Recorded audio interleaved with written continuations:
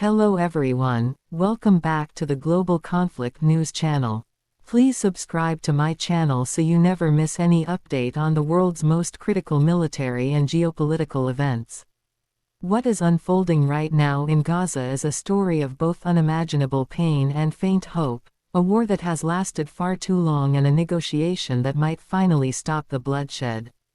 The talks have begun in Sharm el-Sheikh, with Israel and Hamas sending representatives for indirect discussions, mediated by Egypt, Qatar, and the United States.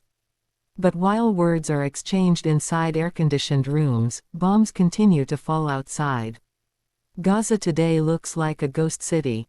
Buildings that once stood tall are now broken skeletons of concrete and steel. Entire neighborhoods have disappeared, turned into wastelands of ash.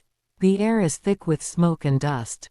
The people who remain wander the streets searching for food, water, or the bodies of their loved ones. It is a picture of devastation that no camera can fully capture. Israeli fighter jets continue to circle the skies, claiming to target Hamas infrastructure, but in every strike, more civilians are killed. The hospitals that are still functioning are overwhelmed, short of medicine, and running on minimal power.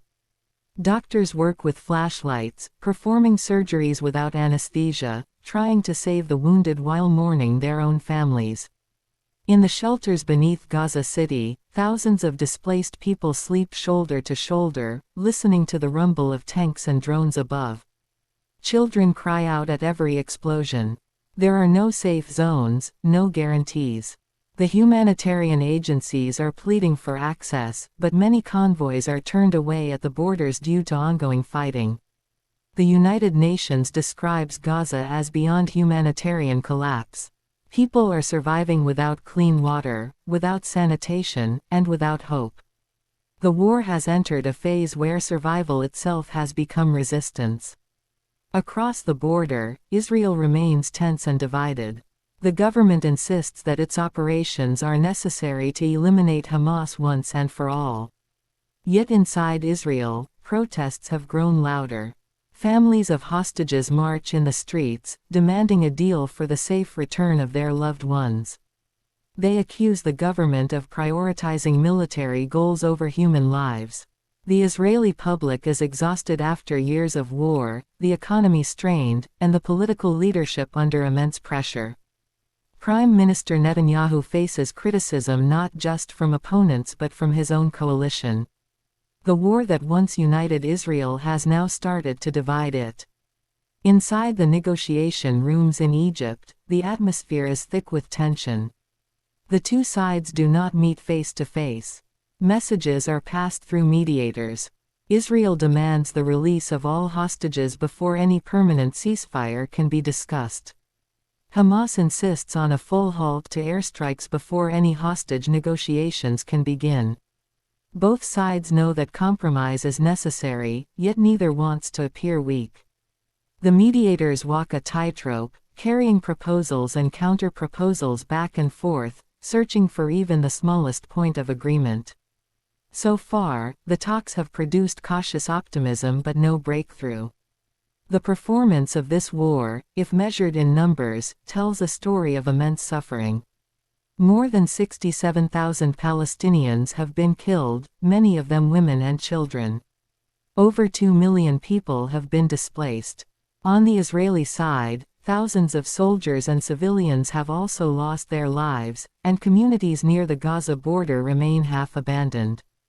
The economic toll is staggering. Gaza's infrastructure has been reduced to dust, no electricity grid, no functioning water system, and no schools left standing. Israel's economy, too, has been shaken by the cost of war and the collapse of international confidence. Each day the fighting continues, the price rises higher, in money, in lives, and in morality. The so-called safety measures that exist in this war are more illusion than reality. Israel issues warnings before strikes, but civilians have nowhere to go.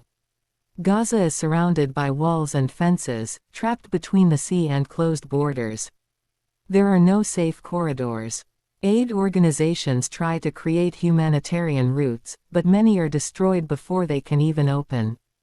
For the people inside Gaza, every decision is a gamble with death. Staying means risking bombardment. Moving means risking crossfire. The outside world watches, often powerless, as the number of dead climbs higher every day.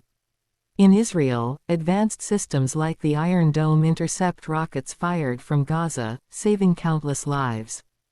Underground shelters and early warning sirens provide protection for civilians. But even there, fear is constant. Every alarm brings panic, every explosion a reminder that peace is still far away. The imbalance between these two realities, a nation protected by technology and a territory crushed under siege, defines the tragedy of this war. The unique element of this moment lies in its timing. 2 years after the war began, both sides are reaching a breaking point. Israel is facing internal unrest, growing international isolation, and the limits of what military force can achieve. Hamas is struggling to maintain control over Gaza, facing dissent from within and criticism from the people it claims to defend. Regional powers like Egypt and Qatar are desperate to stabilize the situation, fearing that continued chaos could spill over into their own borders. Even the United States, once firmly aligned with Israel, is now urging restraint. Donald Trump has openly called for Israel to immediately stop bombing Gaza, adding to the pressure. For the first time in months, the balance between war and diplomacy seems to be shifting, however slightly, toward negotiation. But the price of this war cannot be measured only in politics or territory. The human cost is beyond comprehension. Every statistic hides a story: a mother who lost her children, a child who lost both parents, a doctor who lost faith in medicine after treating too many lifeless bodies. Gaza's children have grown up surrounded by death. They do not dream of the future, they only dream of silence. The trauma will last generations, long after the bombs stop falling. In Israel, fear has become a constant companion. Every family knows someone who has been taken hostage, injured, or killed. Soldiers return from the front lines haunted by what they've seen, unsure if it was worth it. Both sides claim victory, yet neither has truly won anything. Hamas continues to fire rockets, its leadership hiding underground. Israel continues to strike, determined to end the threat but uncertain what ending really means. The war has become a cycle of retaliation and revenge, where every death fuels another. The longer it continues, the less anyone remembers why it started. As the world marks the second anniversary of the October 7th attacks, memorials are being held across Israel. Families light candles for the victims. Political leaders give speeches promising justice, but few talk about peace. In Gaza, there are no ceremonies, only survival. The people there commemorate in silence, buried under debris, waiting for the next explosion. The path to peace will not be easy. Trust between the two sides is nearly non-existent. Both are carrying deep wounds and deep hatred. Yet history has shown that even the bloodiest conflicts can end when exhaustion replaces anger. Right now, exhaustion is everywhere, among soldiers, civilians, politicians, and even the mediators themselves. The world is watching closely, hoping that this small window of dialogue in Egypt can lead to something bigger, something lasting. The future of the region depends on what happens next. If the talks succeed, even partially, it could open the door to rebuilding Gaza, returning hostages, and restoring some sense of normal life. If they fail, the war will continue, perhaps even expand into neighboring territories. Lebanon, Syria, and Iran are all watching closely, ready to act if the conflict spreads. The Middle East stands at a fragile balance between escalation and peace. For now, the bombs still fall, and the talks still continue. It is a strange duality: death on one side, diplomacy on the other. The people of Gaza wait for the sound of silence, for the first night without airstrikes, for the first morning when the sun rises without smoke. The people of Israel wait for their hostages to return, for their soldiers to come home, for the fear to finally end. The world waits for a ceasefire that could stop this endless suffering. The tragedy of Gaza is not just a political story, it is a story of humanity pushed to the edge. It is a reminder that every war, no matter its justification, eventually destroys more than it protects. The rubble of Gaza stands as a monument to the failure of violence.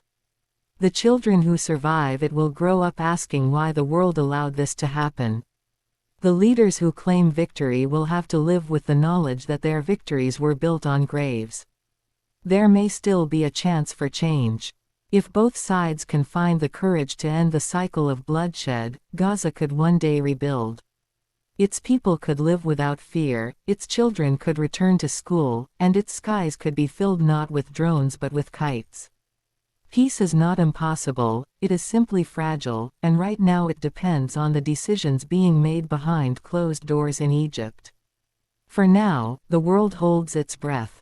The bombs continue to fall, but so do the prayers. Every diplomat, every soldier, every family member waiting for news is part of a moment that could define history. The war in Gaza has already taken too much. It has proven that power cannot guarantee safety and that revenge cannot bring peace.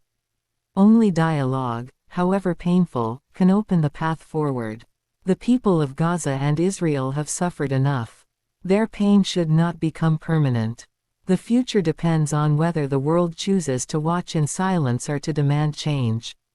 As this new round of talks unfolds, the question is no longer who will win the war, but whether anyone can still win peace.